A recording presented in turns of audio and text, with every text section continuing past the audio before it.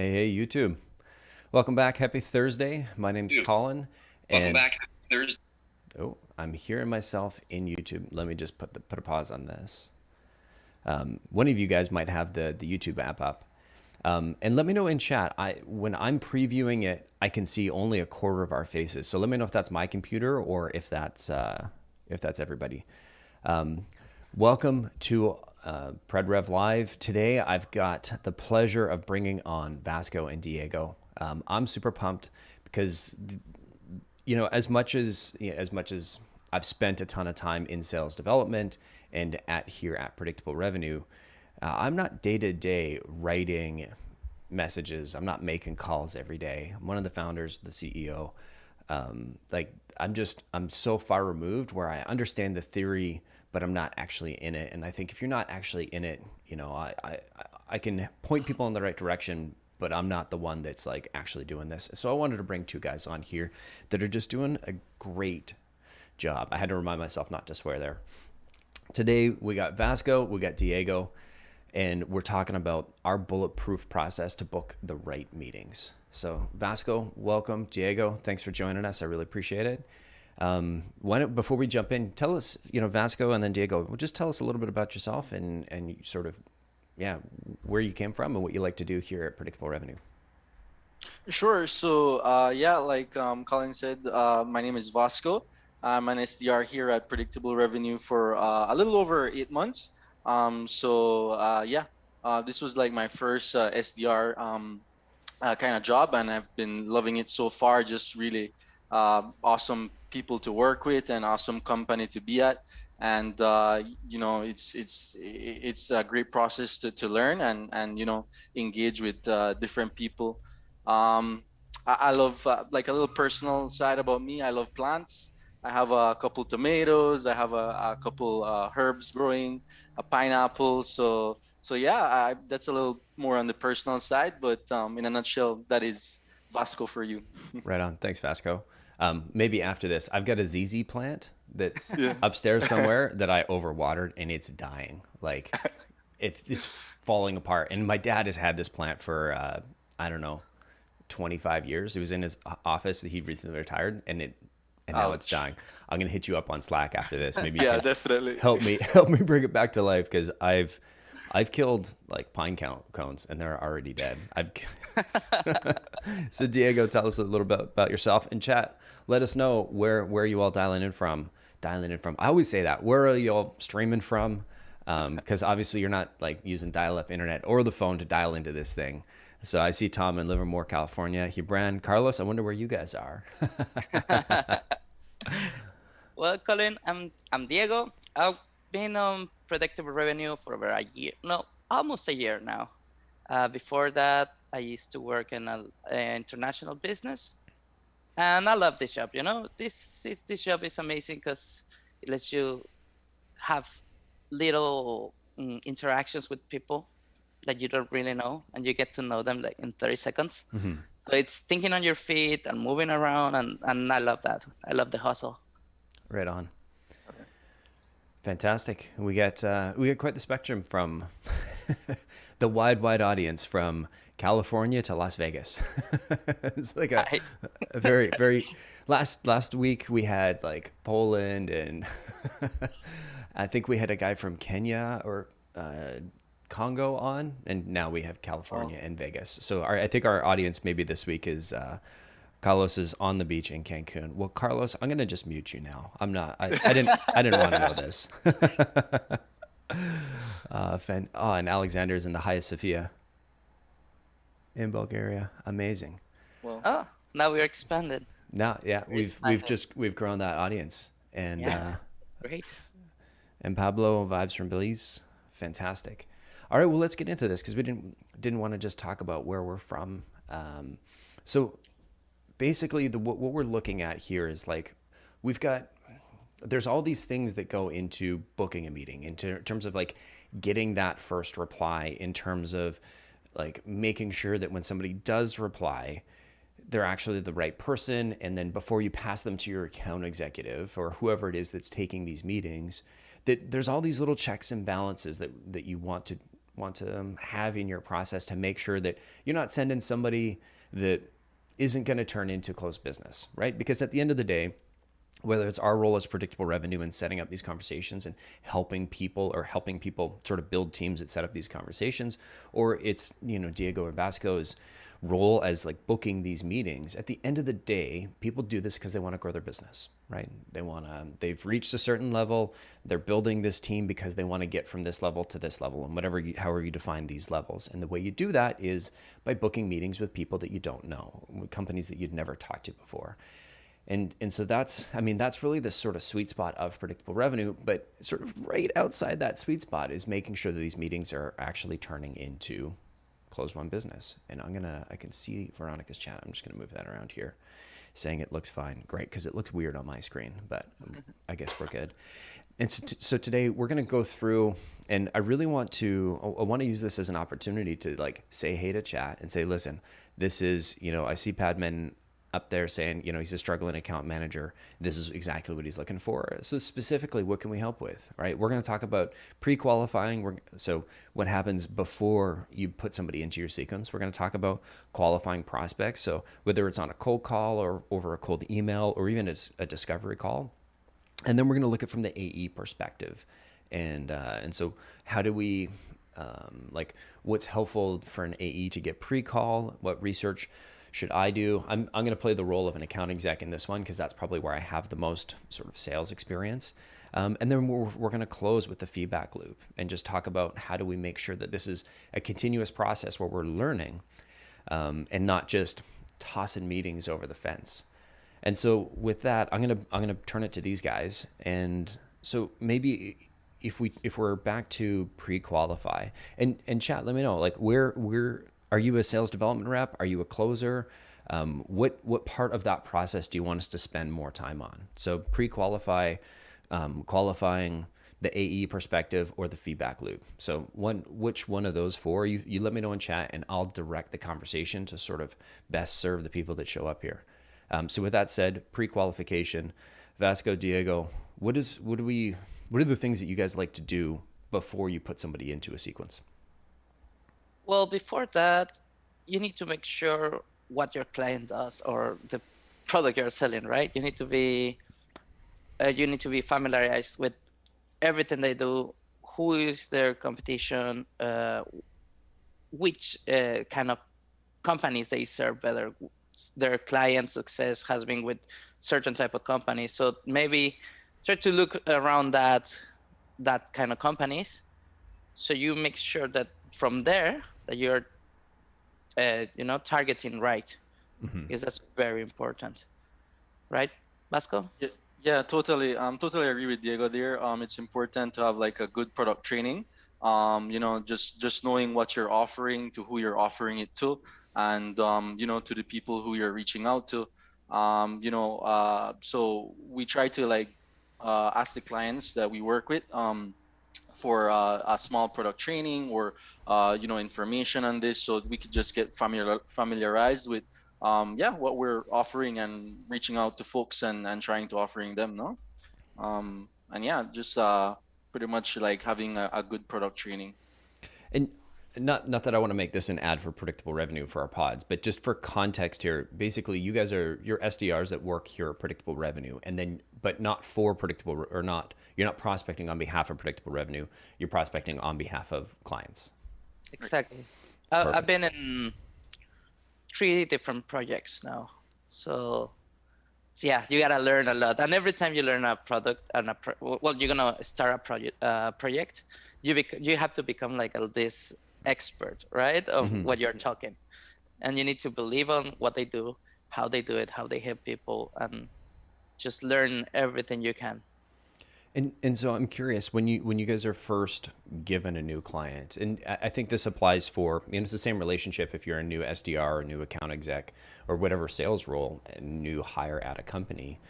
How do you familiarize yourself? Because I've always thought one of the most interesting parts of sales is that you get to learn all these different industries, all these different products, all these different customer types. So how do you, and I think honestly, in the times that I've been our account exec here, one of the things I always hear is, well, you guys aren't you're not in our industry. So how are you going to know enough to book meetings? Totally. Yeah. So some of the things, some of the key things that we do as SDRs to like make sure we have a good product knowledge is setting up product training, like I mentioned earlier, and like asking for a Q&A session with your client. No.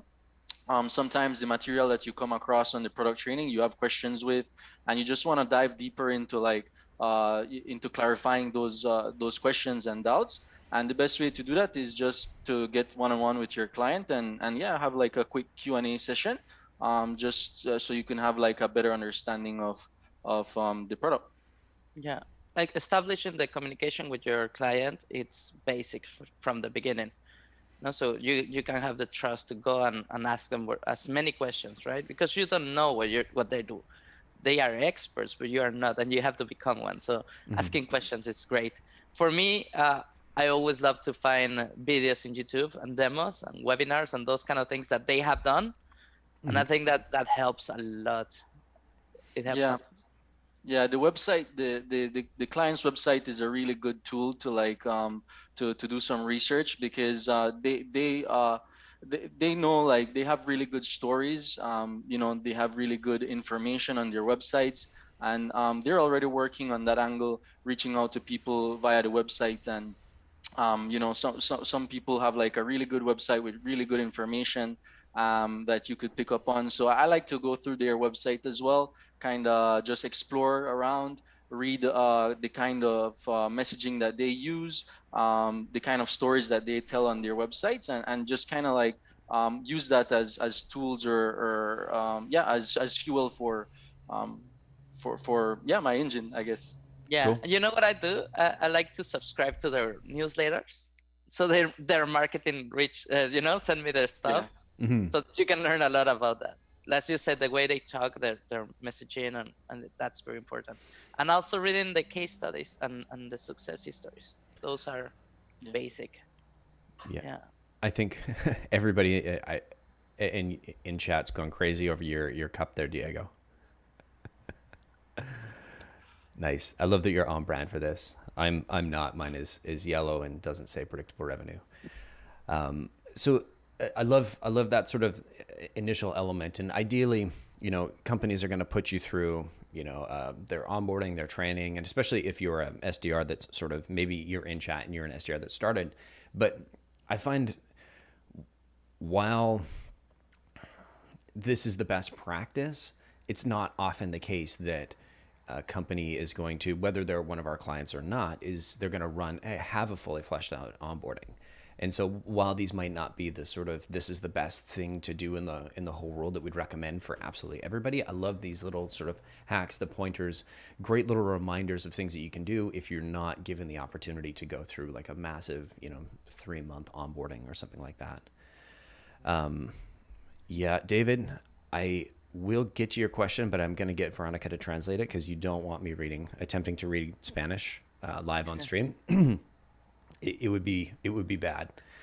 Maybe I'll copy paste it into the chat in Zoom, and you guys can answer the question. Yeah, let's see if it's a good question. Maybe they're just trash talking the gringo here. Yeah. There you go. There it is. Perfect. So we'll get to David's question, and then we'll get back to the agenda here. Can you have a look in your Zoom chat there? Yeah, he's just saying like it's good that getting to know the product and your client, and that makes you getting to integrate yourself with the process they do, like custom made. That's what he's saying basically. Gotcha. Perfect. And we've expanded our reach. We've got people from Turkey and Connecticut, where it's nice and snowy, and Connecticut will be joining you shortly here in Vancouver, where it's supposed to be snowing any minute now. It was nice and sunny yesterday, but that's the weather. And this is not a weather podcast, so that's as far as I'm going. Yeah.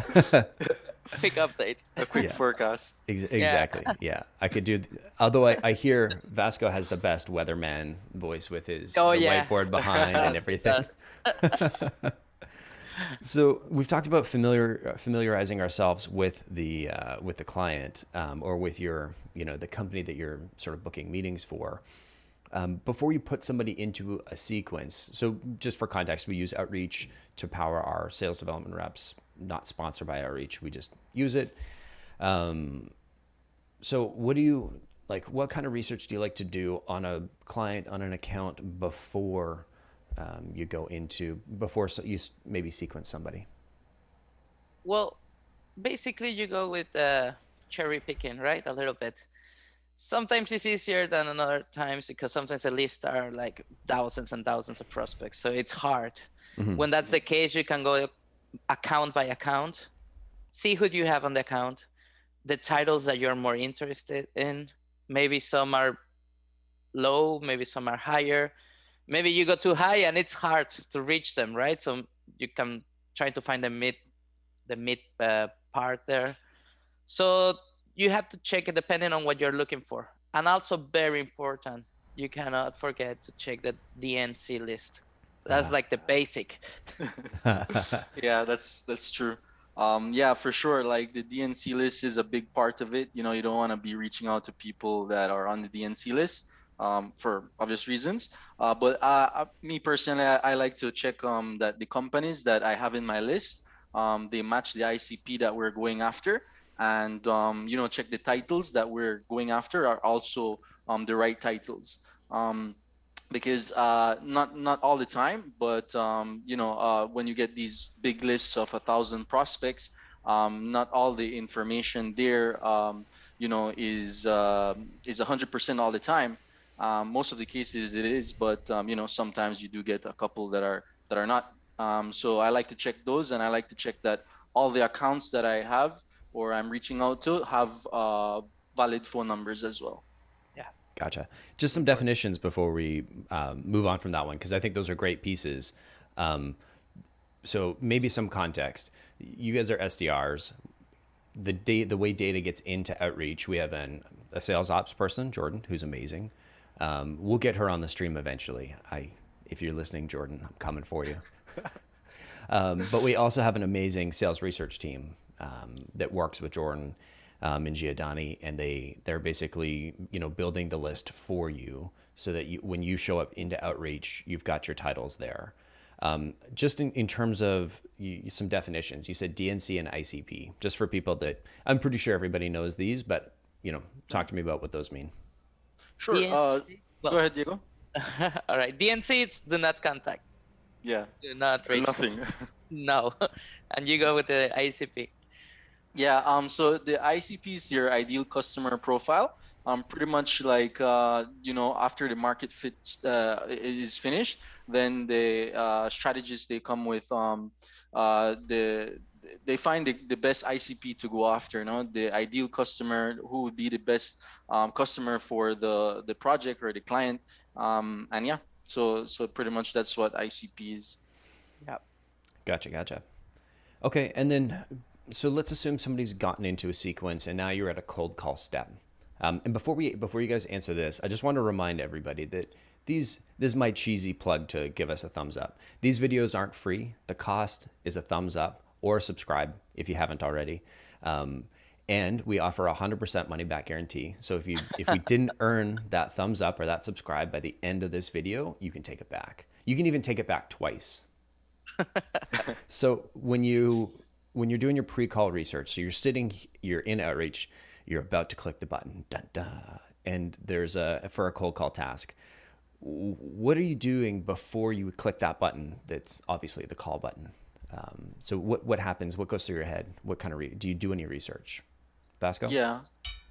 For sure. Research is a big part of what we do. You know, so like a big chunk of what we do is research. You definitely want to know a little or as much as possible. You know, you want to know the person that you're reaching out to. So the first things that I would do is first just check the activity in Outreach. You know, in Outreach we have like a activity dashboard to see how many emails were sent to this prospect. And from there, I just want to make sure that I know when these emails went out and what went out. So first thing I do is check my notes and my activity in Outreach. And from there, I start to do a bit of research on the prospect themselves. No? So I would check LinkedIn. I love using LinkedIn. I just love going through people's bios, hearing how they talk about themselves. That's a really big help for me. And I also try to Google their name and company. Sometimes there's news that comes up just by doing a simple Google search. It's a big help. And I also go through the company's website. And in my case, I use a tool called BuiltWit, and this tool is used to see like what tools or programs these companies or organizations use to build their website and drive engagement on their website. And from there, I use that information to kind of to align my approach to the prospect and just drive more alignment and engagement with them. Yeah, exactly. It's very important. When you're an SDR, you're basically a professional stalker. You gotta know everything you can before going in the phone. Maybe you are not gonna use everything you find out, but having that knowledge, it's gonna make you feel more confident, and you can control the conversation as it goes. So knowledge is power, right? It's like when you're gonna order food, and before dialing, you already know what you're gonna order, right? You already check on the menu. You already know what you're gonna pick, how you want it. So it's pretty much it, right? Before going in the phone with a prospect, you need to have as much information as you have, as you can. Sorry, and well, on the other side, after researching the prospect, you also need to be ready on your information, right? Having a script is very helpful. Maybe not to follow, not to read through, but as a safety net in case something said you lose track of what you're saying or the specific question that they ask. So you need to have that. With the time developing a project, you're also gonna hear certain type of objections, right? There's the general objections, and there's the ones that are very specific of that product you're selling. So having those also with a list of those with the possible comeback, that's also very, very important. Same as with the discovery questions, each product is specific, so each product needs a specific knowledge to make sure they need what you're selling, right? What kind of specific knowledge? Because I think that's so important when you think about, like, when you look at like adding humans into the process and like what are we unique at? I could record a voicemail, or I could record a message, and I could click dial and I could have it hit somebody else's phone, and I get 1,000 of those every day. And so I like this piece because it's one of those. It's one of the values and one of the benefits of injecting a human into this process, because obviously when I get those automated calls, and most of them tell me I'm under arrest and I owe the IRS a bunch of money, which is funny because I don't even live in the United States. It's clearly a Canadian phone number, and it's not. There's IRS doesn't exist in Canada. So like obviously that's not, a benchmark that we want to compare ourselves to. Yeah. But if I look at, there are certainly SDRs that are sort of scripted that way, and it doesn't really matter who they're answering or who's picking up the phone. It's going to be the same script. And I think there's benefits of doing it one way and there's benefits of doing it the other. Diego, I'm curious, just before we move to Vasco, what are the things that you're looking for specifically? And you don't have to share info about your client, but like, what are the things that you're using to personalize that message? Well, it depends also who you're reaching out to. Maybe a CEO will not have the same use of your product as the person who's going to be on the trenches, right? So you can go like, I don't know, maybe your product works better if they are already using one type of software and you complement them. So maybe you want to know which type of software they're using, or how they handle their processes. At the end of the day, in a cold call, what you want to do is to talk as less as you can. As you don't want to talk, you want them to talk. Just having that, asking those kind of questions will elevate the conversation, right? So just dig whatever you can. Yeah, for sure. Again, no. So I go through their LinkedIn profile, and not all the time, but most of the time, they have a short description of what they do, no. And from there, I just highlight the main points. Let's say, for example, that I reach out to Colin, and I see that on his LinkedIn he has he plans budget and marketing strategies. Then I just kind of tweak my approach towards marketing strategies focused more on that side, and try to, like Diego said, elevate the conversation after that. Perfect. And so that's sort of the pre-qualification step. So it sounds like you're familiarizing yourself with the products and the customers that you're of the company that you're selling with. You're sort of doing your, the do not pass go, do not collect $200 step of like making sure they're double checking they're within ICP and that they're not Yeah. on the do not call list or do not contact list. And then right before you get into your call step or sequence step, you're doing that last sort of piece of pre-call research, and then potentially personalizing the outreach or the sequence or cadence sort of down the line there. So from pre-qualified, now we kind of move on to qualifying prospects. And so what happens if, say Vasco, you're as Diego, I think, called you the king of cold calls. I think the accent is cheating, I'm just going to call that out. Like, I think anybody with like your accent or an English accent and you're cold calling, it's totally cheating. I think their quota should be like 30 to 50 times higher. Oh no, please no. Yeah, minimum. No, no, no. Even compared to me, people are like, oh, generic, generic, generic. I sound like everybody else and I only talk in one tone ever. And then there's, you know. Yeah. So the king of cold calling, talk to me about, what you're doing to sort of draw out those qualification criteria on a sales call. I really wish I was. I really wish I had that title, but no, not even close. Yeah, you But are. yeah, I love cold calls. To be honest, I love the qualifying part of cold calls, just engaging with the prospect and asking them questions to elevate the conversation. And some of the things that I are important for me to clarify on the call is, the first thing is if they're the right POC. That's my first go-to question, just to qualify them. Um, uh, you know, these departments are so big sometimes that you have a lot of people that do have similar titles but do completely different things, or have different duties. So it's very important to first qualify if they're the right POC, that person of contact that Mm-hmm. you're reaching out to.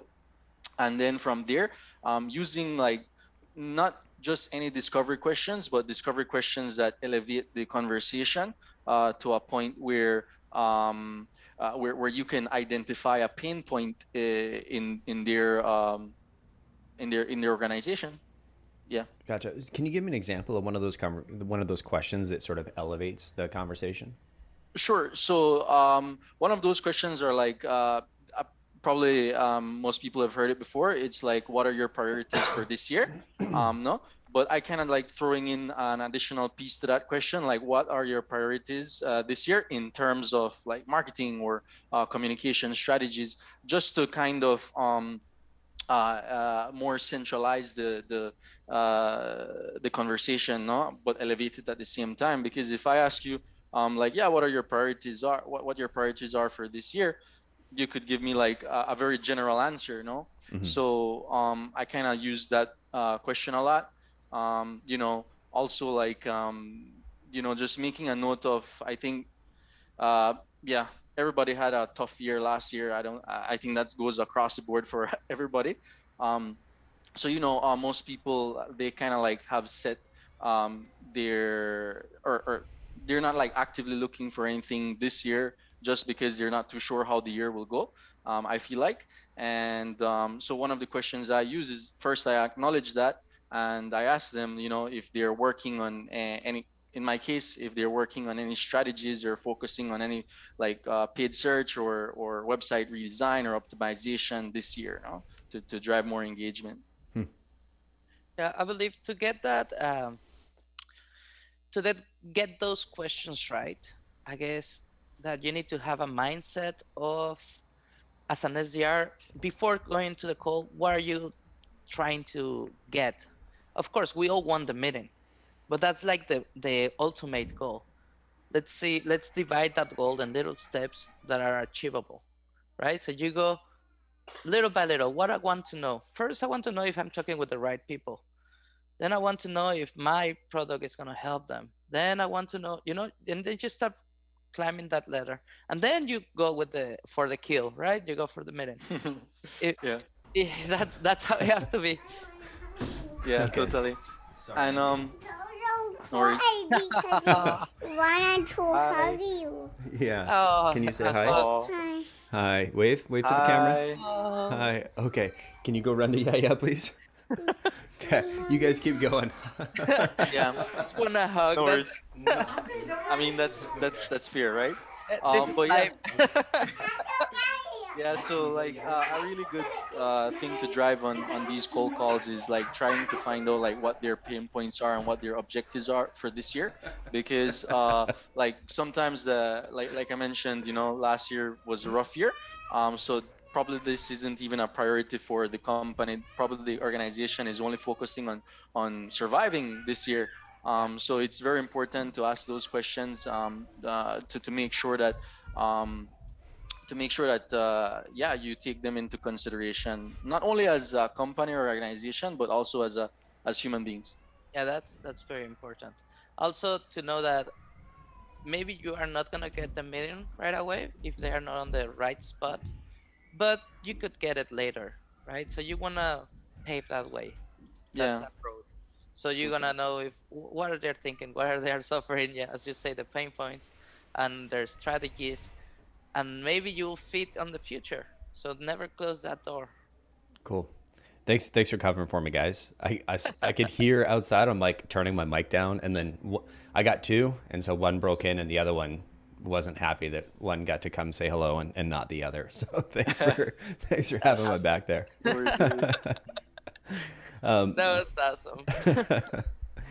Yeah, I always worry, especially when I'm doing the live stream, because everything's running and going up to YouTube from my computer, and on my desktop there's like a little white light right around the power button that they like to run in and push, and that just takes down everything. And it's happened Shut down. before. So It happened before. That's oh yeah, nice. yeah, we had Pete and Wade on here, and fortunately it was right near the end, and then just all of a sudden Joe ran in and was like boink, pushed the button, and stream is dead.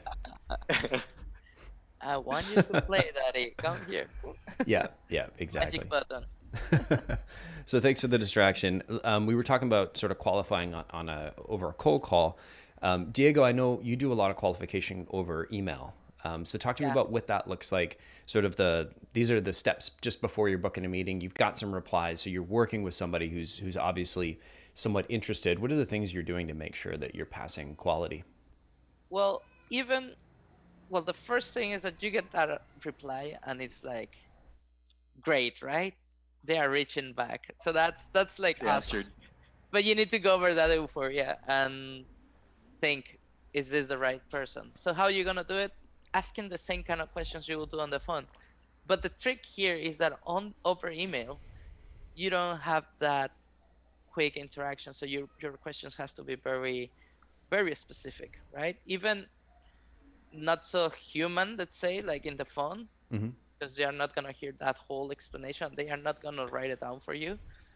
But you do need to ask the questions. So a good tip is just to ask one question at a time. Always be grateful because they are reaching back. So always, hey, thank you so much for taking the time. Thank you so much to reach back. That's like the basics. Mm-hmm. Then even if they are saying, yes, let's meet, you have to ask your questions. Are you the right person to talk about this? Or do you think there's somebody else on the team? Or maybe how do you do this process that you have solved?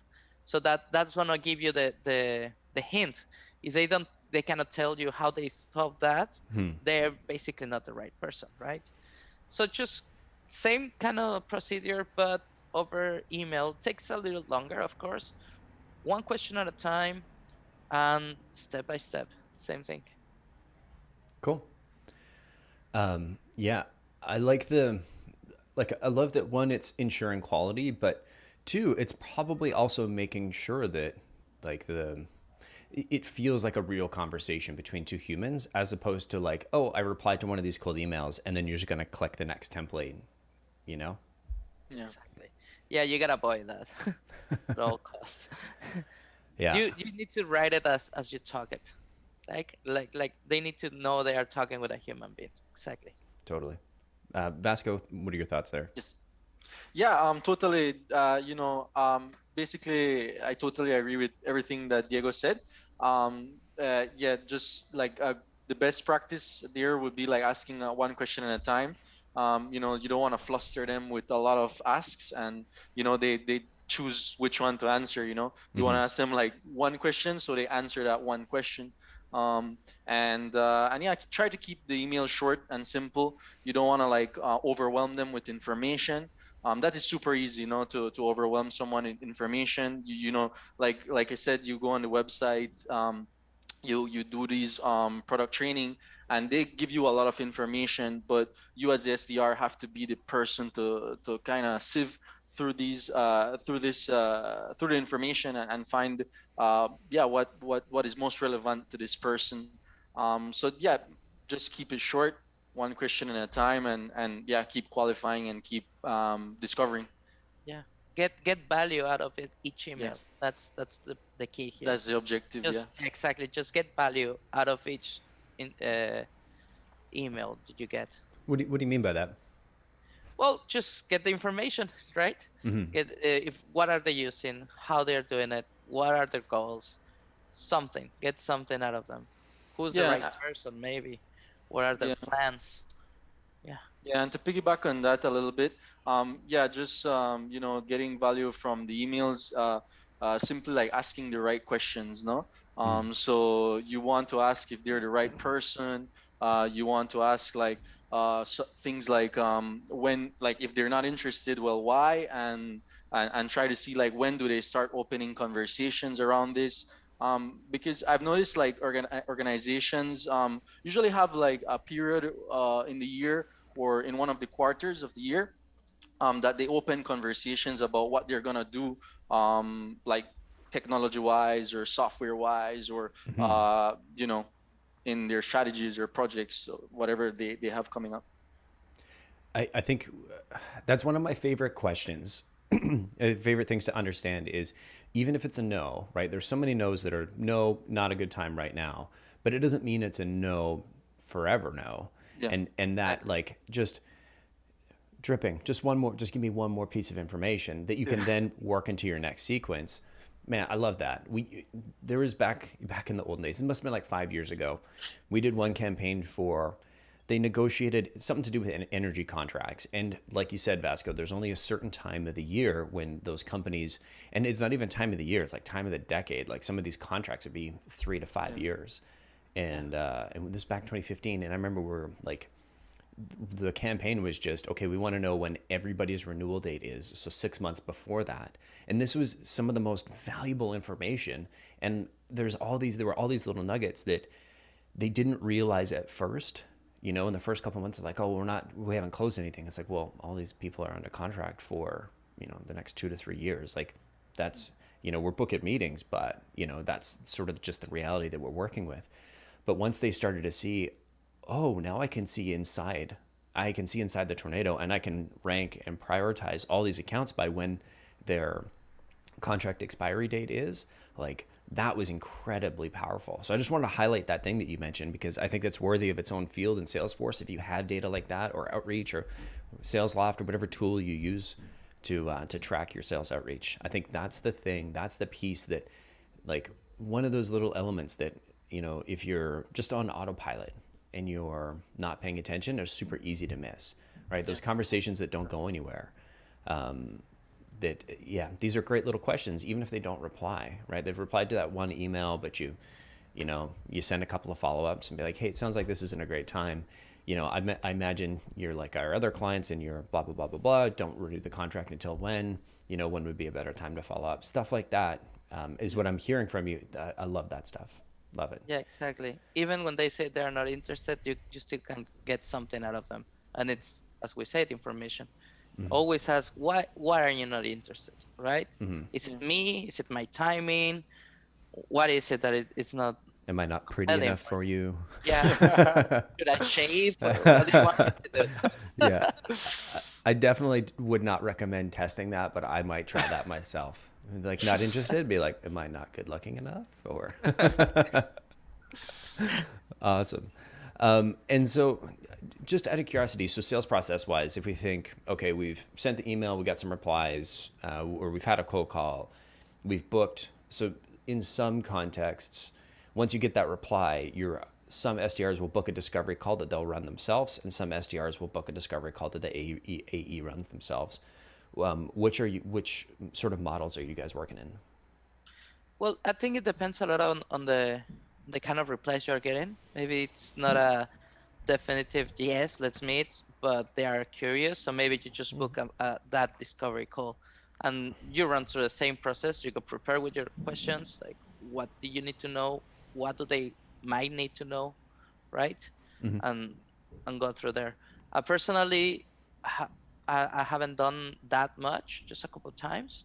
Usually it's the AE the one who handles that. Gotcha. Yeah, so do I. The model that I kind of run with is booking the meeting for the E's, and then they take over from there, from the discovery call. Gotcha. And okay, so are you guys listening in on the discovery calls at all? Sometimes.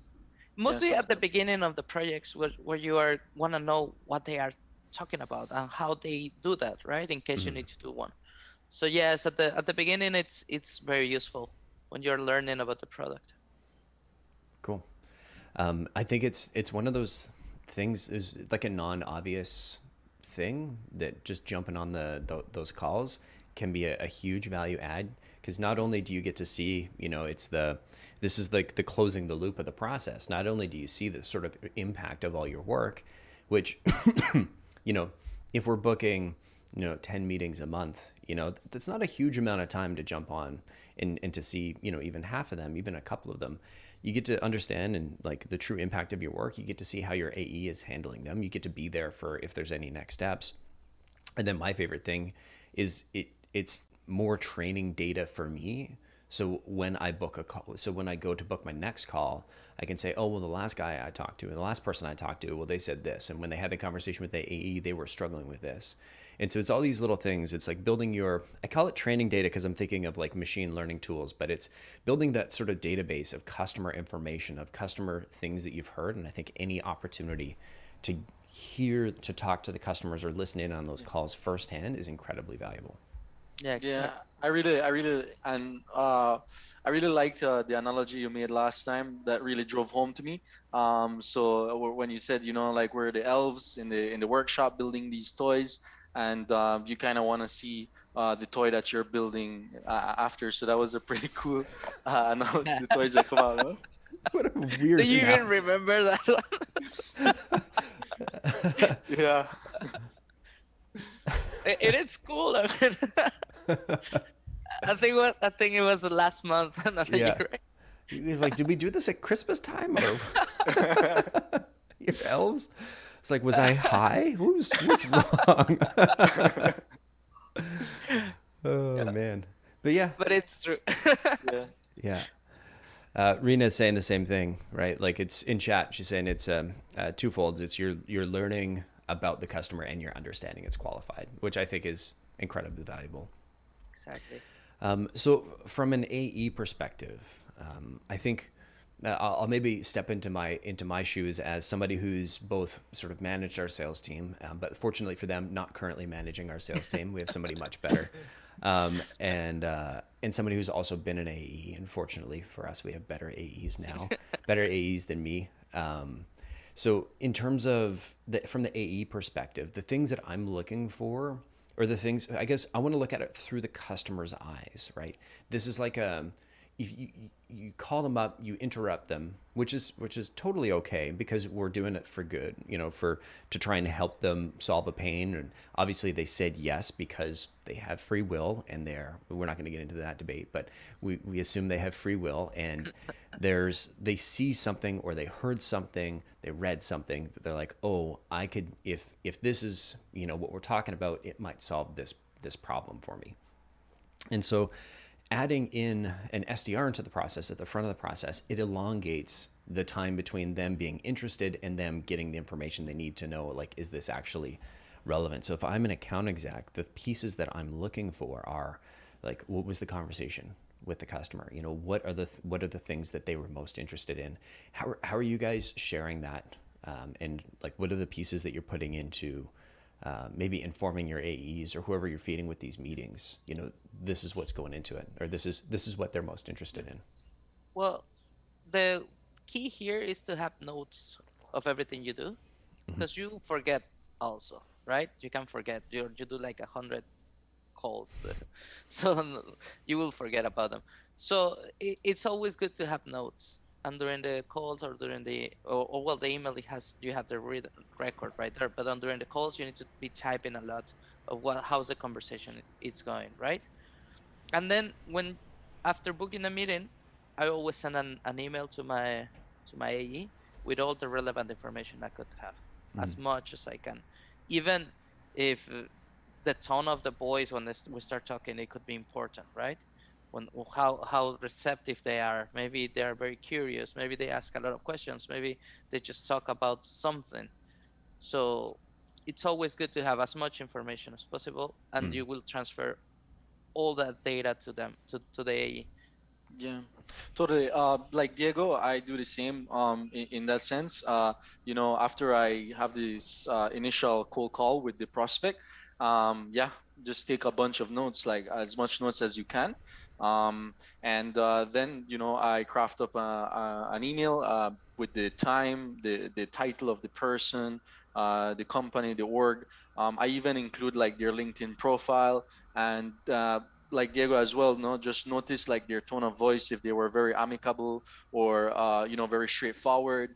I think those two are also like key points, no, in the discovery call. And also, well, the most important, like if they're the right POC and person of contact, like what are their pain points? If you are able to like ask the question like, okay, well, when do you guys open conversations around it, or like when do you start budget planning? You know, those are key information that definitely I feel like help the AE out a lot in that sense. And especially if you could centralize the conversation into like, oh yeah, we're working on communication strategies, but just messaging, or yeah, we're focusing on paid search this year.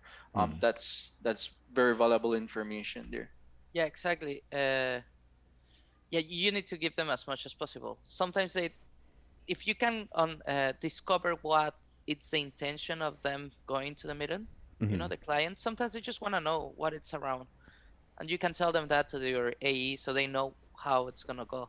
Sometimes they do have this urge of solve a problem. Sometimes they just want to know to plan ahead. So if you can get that info, it's very relevant. So the AE can have a clear path of how it's gonna direct the call. Cool. I was thinking back to like sitting in the back in the day we were sitting in an office. I think Pete had like, when Pete was an SDR, he had like a spicy scale and be like, oh, this one's really spicy for you, or it's like, it's just a mildly spicy. I remember that conversation happening many, many, many times. It's like we should we should use should have had little chili peppers in Salesforce. Yeah. Be like, this one's a 3 chili. Be careful. Yeah. Yeah. I know when I was taking the like new calls, the two things that the team had done for me to really help me build the bridge between that first conversation and the second conversation was, one, like any of the qualifying criteria that we had a field for them in Outreach and Salesforce, or the tool that we were taking notes in, which is Dooley. So we had a little Dooley template. So as you're taking notes, you're actually you're typing directly into these fields in Salesforce. Well, as soon as it syncs, it puts them in Salesforce.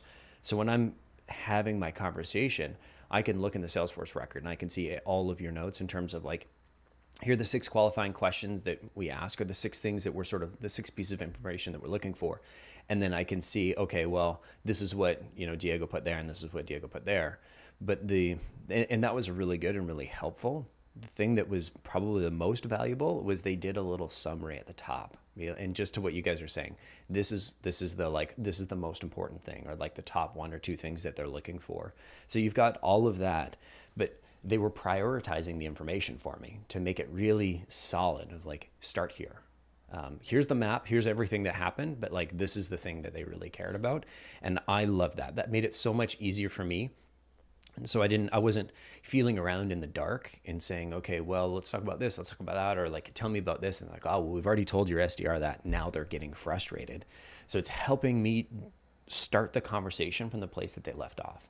So we've done a little mind meld with the SDR, even if I didn't get a chance to talk to the SDR. And usually I liked to talk to the SDR ahead of time of like, hey, because we were sitting in the office, I turn around like, hey, Twisty, like, you know, what did this look like? Or Pete, like, who are we talking to here? Like, what's the context? And they sort of give me the highlights. And since you can't do that, like we're not doing that now, we're not sitting in offices, having these things built into whatever tool you're using, incredibly helpful. Even if you're just pasting a note in your email to the AE, be like, hey, heads up, this is the most important thing. That to me was the most helpful going into the calls. And if you get the chance to be on the discovery call as an SDR, you can always sync with your AE 5 minutes before the client jumps in, and you just give them the whole summary of what you say, right? Like, let's meet 5 minutes before. I give you all I know. I tell you everything I heard, and we just do it, right? That's a really great comment, because Rena was actually just asking, how do we feel about the BDR, SDR chiming in during the discovery call with the AE? And I think from my perspective, I've seen two different models, and I think it's a matter of sort of making it work for, like, the context is going to vary depending on the type of company that you are. So Rena, can you tell us a little bit about, you know, the company? Is it, or at least the product? Is it technical? Is it software? Is it high value, low value? High value being like hundreds of thousands, low value being like tens of thousands.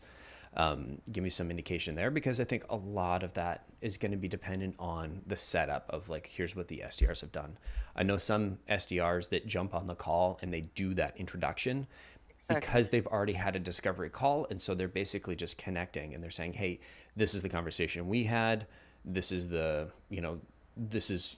Pete or whoever, Wade, that's the other one, Pete or Wade. They're the expert. And the reason I brought them onto the conversation is, if it's a lower value, so Rena's saying it's sort of software and low, sort of tens of thousands, you're probably going to be booking more meetings than if it was like a very large enterprise deal. And so maybe your SDRs aren't getting on every call. The thing that I like to optimize for, and it doesn't matter if it's inbound or outbound, midbound, whatever bound it is, there's the SDR and there's the AE. But the through line here is that conversation, right? There's only so many times you can talk about pricing, right? And first impressions are super critical. There are certain questions that your prospect is going to ask you as an SDR that you don't want to touch, because it's sort of like cards. Imagine we're playing, I don't know, a card game and you got to put down a card. I'm trying to think like crib. Say we're playing crib, you know, you don't want to take cards away from your AE, right? By using them all up prematurely. You want to use those strategically. So if they're asking a really critical question, the trick is to parrot that or is to sort of duck and weave and say, listen, you know, it's a really great question. You know, Pete's the best person to answer because, right? And I would say the same goes to answer Renee's question on those discovery calls. While you might be the SDR, and guys, I'd love your thoughts and feedback here. While you might be the SDR, our goal with the whole setup of the reason we exist as an SDR is to make the process is about the AE, right? Yeah. And not that we don't want to be like, oh, hero worshiping or whatnot, but the whole goal, the reason the role exists is to book meetings to the AE. So we want to place them in the sort of the hero role in the hero's journey. And anytime we're on one of those calls and we're jumping in and chiming in, we might have that information, but you're taking away, you're sort of putting yourself into the forefront of the role. And the more that you do that, the more the client is going to attach to you, and the harder you're going to make it to pull yourself out of the process, and the harder you're going to make it. Like, let's say there's a fixed amount of relationship and it's 10 points of relationship that you can build on that call. If you're jumping in and answering the questions, and you might know the right answers, you're going to acquire some of those relationship points, which means this is like a fixed sum game. So if you acquire 5, that means your AE can only acquire 5 relationship points, or however you want to look at it. So True. you're taking away from the AE, even though you know the answers. Yeah, as an SDR, you don't want to get into that. You always want to go high level about what you do or certain information. That's for sure. What you want to do as your job, as you said, well, as my good friend Carlos said, your job as an SDR is just to open the door, put my foot on the door, open the conversation. That's it. That's all I have to do, right? Make sure you are the right person and start a conversation. Open the door for my AE. And all those questions, if they are asking those right questions, you know it's a good person to talk to. So you want to pass them along as soon as As soon as possible. possible. Yeah, exactly. So you always have to say like, that's great question. That depends on your needs. Let me connect you with my AE, who is the expert and is gonna give you all the information you want to know, right? So you book them in with their questions. It's very important.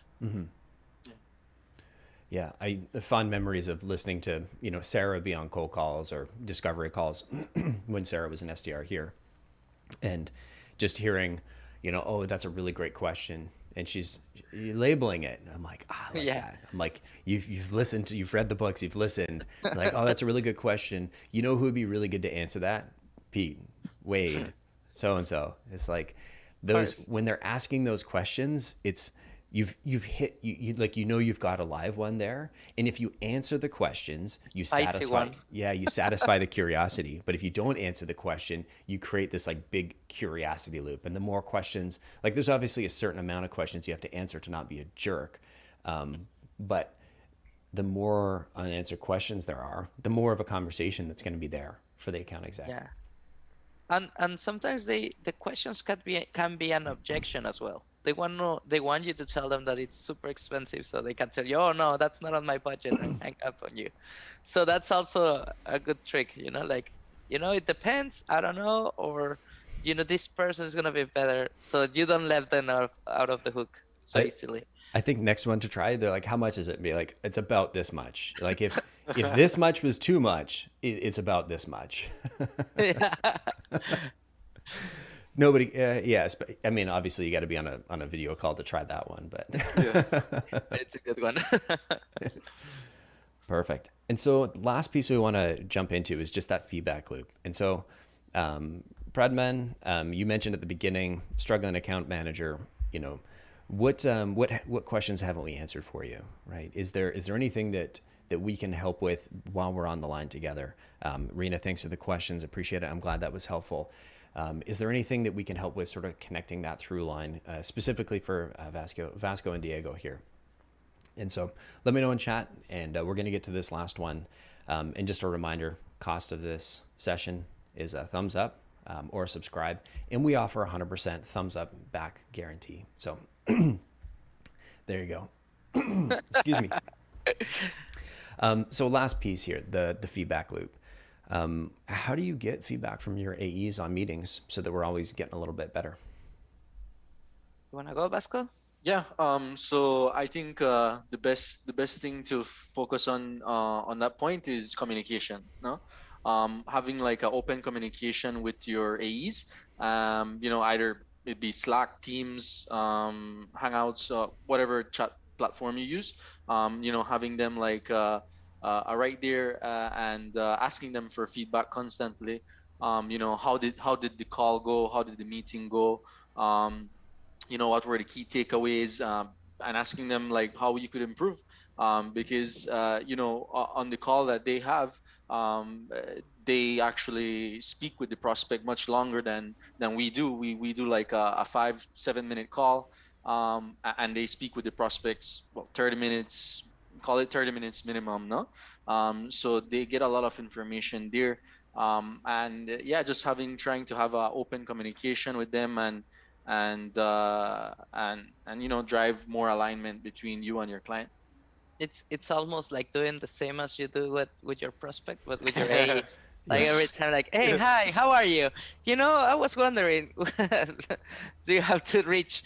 And I don't know if you remember, but at the beginning we said that when you are learning about the product, it's good to start to build in the communication between you and the AE. Mm-hmm. So that it starts there and it will go all across, well, all the engagement, right? So it's important to try to have a direct way to talk to them. If it's not possible, an email, and always have to ask also, like, what do you think? What do you want me to do? Do you think that's a good ICP? You want me to change, or is this kind of vertical? This kind of type of companies are working or no? Which deals are you closing? So that's the feedback you need. And one thing that I'll add is like the one thing that's sort of different about predictable revenue and how we do it is we sort of like really hyper specialize the roles in that, we have a sales researcher, we have the sales development rep, we also have an account, like a team lead, SDR manager, and a account strategist. And the account strategist is sort of managing the relationship with the client in this context, and they're also at having the conversation weekly with our client, or in your case, or in the, if you're an SDR, not with predictable revenue, your AE or your sales manager, and they're doing a pipeline review of like, okay, where are all of these meetings? And so we have an additional feedback loop back into the system, even if you guys aren't sort of getting that with one-on-one with all the account execs, because sometimes we support one, sometimes we support multiple. But if you're a takeaway, if you are an SDR on this stream and you're listening in going, how can I make this work? Weekly call with your account exec. Make sure you got a list of like, have your list prioritized in Salesforce of like, hey, this is what I sent you this week. How did it go? Give me some feedback. And then if you're doing that every week, I guarantee you're going to get better.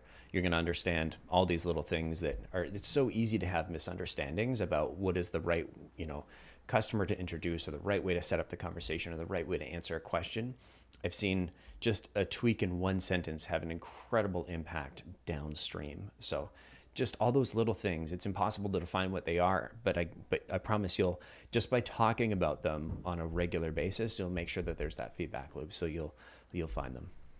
True. Also having a document where you can put your handoff document, keep a record what you're sending with their information, and at the end a notes area for the AE to fill after they do their meeting, right? So you can go and check on that anytime you need. That's also very important. Yeah, we're really blessed here at Predictable Revenue to have like awesome strategists that they have weekly calls, check-ins with the client every week, checking on the meetings and the handoffs, and we have our weekly check-ins with the account strategist, and we just go over the meetings that we booked and see what strategies are working, what messaging is working, and like Colin said, just maybe tweaking one little sentence makes a big difference there. So we're very blessed to have those strategies on our side too. Yeah, at the end of the day, SDR AE, it's a relationship. As any relationship, you need to have communication. Otherwise, it's gonna crack. So that's how it goes, right? Cool. I agree, man. And I think maybe the through line here is that it's not just, we were talking about our process from the perspective of sales development rep and an AE, but it takes a team, right? Like, as it's clear, we've got the account strategist that's sort of doing the like managing the relationship with the client, the AE, the VP of revenue or VP of sales. You've got your SDR manager, SDR team lead, SDR sales researcher, sales operations person. It's not just like, it's impossible to just like buy an SDR or like hire an SDR and just have the SDR function. It takes a whole team to support them and make sure that you can actually get the most value out of them. Exactly. Yeah, totally. Like, we have some really good like SDR coaches, the TLs and managers that you could just go to them for any information. And obviously, who knows the road better than the people who have traveled it before. So it's like good if you have like if you have other SDRs that you're working with, or you have other SDR managers that you're working with. I feel like having a good relationship with them, that you could go to them anytime and with any doubt or any questions, and just get a good response from them, drives a lot. It goes a long way. Yeah, sometimes your brain is dry, so ask for opinions. Like, oh, you know what? I have this guy doing this reply. Help me out, right? And they give you a bunch of opinions and options, and you're like, oh yeah, that's true. Thank you. So yeah, teamwork is important. we do have a lot of support here in the company. Or AS, it knows the product as well. They become experts of the product as well. So you can always go back to them and ask them, hey, what do you think about this? What do you think about that? And they are in contact with the client as well. So yeah, the teamwork, it's always for the win. Teamwork makes the dream work. Exactly. And That was was cheap. better than the elves. I know. yeah, yeah. I just want to close, like, because I didn't come up in my notes, but as you're mentioning teamwork, there's obviously a lot more meetings than just, meetings with the client, meeting with your strategist. I think one of the best things have been sort of those organic meetings that have spun up on the SDR team. So can you talk to me about some of the different meetings that you guys have to support each other Sure. across clients, across pods? Yeah, one of my favorite meetings is we have like every week we have a cold call kind of training where we volunteer 2 calls made recently or whenever, and we kind of dissect it. We listen to the call and we dissect it and try to improve wherever there are opportunities to improve, whether it be like I forgot to ask if they're the right person, or a better discovery question would be this, or so we kind of get that feedback from our SDR team, which helps us improve in our cold calling and just in our outreach in general. We also have the sync with their AS, which you can discuss which strategies are working. Maybe the tweaks that you said, like the little tweaks you can do, the objections you are getting. So those weekly calls also with your AS are very, very, very important to keep adapting your strategies to your campaigns to what's going on the world and on the business. And I also love What's Working Wednesdays. The alliteration is incredible. What's Working Wednesdays and Freaky Fridays. So it's you guys supporting yourselves as SDRs. Yeah. It doesn't have to be always focused on like, learning, getting better at the client. It's you keeping that emotional energy high. It's not Freaky Fridays, is it? It's No, it's freaking finally fun. Friday. Freaking fun Fridays. All right. I guess you're not swapping bodies and that whatever that movie was. No. We tried. It didn't work. It didn't work. Okay, cool. Work. And so it's important to have communication with your, what we call our group's podmates, right? The one that is with you doing the same project. That's very important. Talk with them every day, exchanging points of view or everything. It's very, very, very, very important to have that very open communication with the people who's doing the same as you, same client, same everything. Totally. Yeah.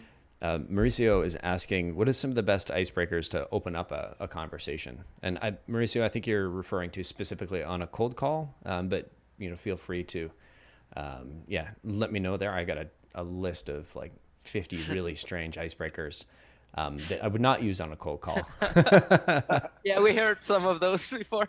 They're fun. Yeah. So what do you guys think? What are some of your favorite ways of opening up a cold call? Questions you use? Right. Well, I usually take the more like direct approach on my cold calls. So when I do cold calling, I try to go straight into the reason I'm calling. I just try to be respectable of people's times, and I ask, first of all, I ask, if they are familiar with my name or with the company that I'm calling from, and if they reply no, then in that case, I just kind of move on into the reason I'm calling for, and I just go direct into the asking if they're the best person to speak to about this, because I want to be respectful of their time, but I also don't want to waste anyone's time. So yeah, that's basically the approach that I take. I like to be like not a sales call. I like to start the calls like a regular, like hey Colin, how are you, or how you been? Like very direct, and they will that will bring the guard down. Instead of you go with like, hi Colin, this is Diego and I'm calling from Predictive Revenue. That will generate a wall right out of the bat. So what I like to do is just to be normal, like you will start any call with your friends, like, hey, hi Colin, how are you? And then when they usually reply like, hey, good, and how are you? Right? And then you can start with like, I'm calling you. I know I'm calling you out of the blue. I know you're not expecting my call. I just sent a couple of emails and I just wanted to follow up if you got time. Right? So you just acknowledge that they are busy, as you say, Vasco. You don't want to steal their time. If they say they're busy, you can tell them, all right, just let me know when I can call you, and I'll give you a call back. So next time you call, they're going to be open to have the conversation, right? So that's how I like to do it. I like that laid back approach where you're not just trying to speedball me. I think that's the thing that sets off those triggers where it's like, hey, my name is Colin. I'm calling for predictable revenue. I want to talk to you about sales development reps. And you're just like, whoa, okay. Like, this person just got a 2-minute script in like 4 seconds. Hey, breathe, man, breathe. Right. It's like, I'm going to make the assumption when I get that this person doesn't care about my time. They just care about their script. But when you slow it down, you're like, hey, how's it going? Like, I wasn't expecting that. Maybe this is one of my friends. Wait, like what's going on here? Now I'm confused. And there's one of those open loops to like, I got to figure out who this is. I like it. I like it. Guys, thank you so much for coming on stream today. How was it? Not so bad. Hey, lots of fun. Not too bad. It was fun. Yeah. It was fun. Pretty good. Nice and easy. Chat, say big thanks to these guys for coming on. I think first webinar stream you guys have done for us. I really appreciate it. I'm gonna, if people want to get in touch, I'm gonna throw your LinkedIn's into chat here so they can track you down and stalk you, especially if they're trying to sell predictable revenue something. Just get my copy and paste action working here. No, that's not working. Okay, I'll do it in a couple of seconds here, guys. Anything to add while I'm trying to copy and paste from a doc to another doc? Yeah, I would say, like, especially when going into calls and reaching out to people, just be mindful of, like, you're reaching out to other people too, and they have feelings as well, right? So I think just considering that they might be busy, and making the approach about them instead of about you, I think goes a long way in driving engagement with prospects. True. Yeah, same. You gotta know you're talking with people. They're always gonna be people before they go be CEOs or whatever they are. So be respectful. Be yourself as well. Be respectful of yourself. Sometimes we feel like, or at the beginning, you may feel like you are doing something wrong at calling them, but it's not true. You are doing your job. It's part of what you do, and just embrace it and do it. Yeah, and always have a good playlist ready at hand whenever you're feeling down or not wanting to pick up the phone. Just play a playlist, get in the mood, and push through. I remember one of my sales teachers in college said, look in the mirror and look in a mirror, not the mirror, and tell yourself not to smile. And just like saying that, I can't look at myself and be like, don't smile, don't smile, don't smile. And like, it's instantly showing up. Because it's impossible not to smile if you're looking at yourself and telling yourself don't smile, because then you're like, am I insane? And there's this just big growing smile, because that definitely comes true. So I love that piece. One last thing, Pablo in chat said it sounds like the perfect job. It's a fun time over here. We got a really great group of people. If anybody is in Mexico and you're looking for a job in sales development, and you want to learn from guys like Pablo and Diego and Vasco and Diego. Pablo's the guy. That's my new name, guys. So now please refer to me as Pablo. Pablo. Okay. Pablo. Mr. Pablo. Mr. Pablo. Sorry, Vasco and Diego. And you wanna be on teams with them, feel free to reach out, hit them up on LinkedIn. You could reach out to me or reach out to Carla. Is the one that Carla at Predictable Revenue is the one that sets up all the meetings. So you just hit her up, tell her that we sent you, and hopefully we'll see you soon. All right, and thanks to everybody. Now's the time you can get your refunds on those subscribes and the thumbs ups. Feel free, just grab them. They're free. And if you didn't like this video, give us 2 thumbs downs. All right, thanks everybody. Have a great one. We'll see you all next week. Bye. Bye, guys. Bye.